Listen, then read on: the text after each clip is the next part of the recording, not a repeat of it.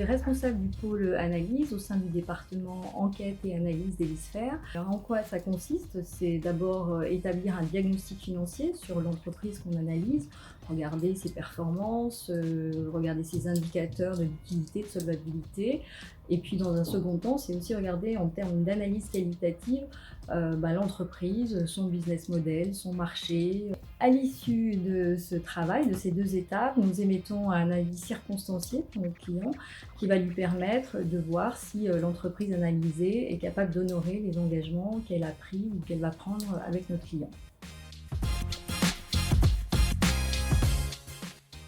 Alors je dirais les 2, tout dépend, du moment. Le café, pour quelquefois activer mes neurones endormis et puis le thé, un peu comme une boisson de réhydratation, tout au long de la journée. Le thé vert de préférence.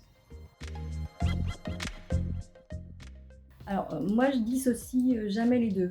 Je pense que, tout dépend de la nature des activités, mais une activité plus opérationnelle, on peut la mener à peut-être 95 98 seule si on la maîtrise, mais on peut aussi recourir à l'avis d'un tiers.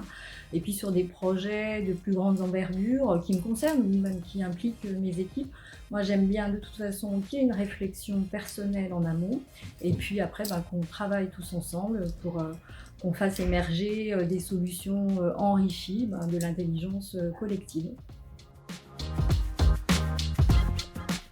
Alors, moi j'aime beaucoup voyager et c'est pas un pays, mais c'est une ville. J'ai pas eu le temps de visiter le pays. C'était à Noël, Copenhague, où j'ai apprécié notamment ce qu'on appelle le hygge. C'est un peu un état d'esprit positif, un sentiment de bien-être.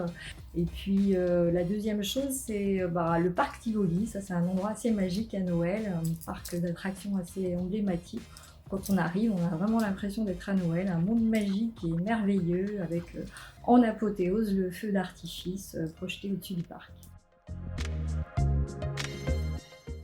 Alors, moi, je vais lister pas des compétences techniques, mais plutôt me focaliser sur 3 compétences qu'on appelle soft skills aujourd'hui. Alors, les 2 premières, c'est l'écoute et la curiosité, qu'on ne peut pas réellement dissocier, qui sont à l'œuvre dans les métiers d'analyse crédit, pour bien questionner, être aussi à l'écoute des enjeux de nos clients.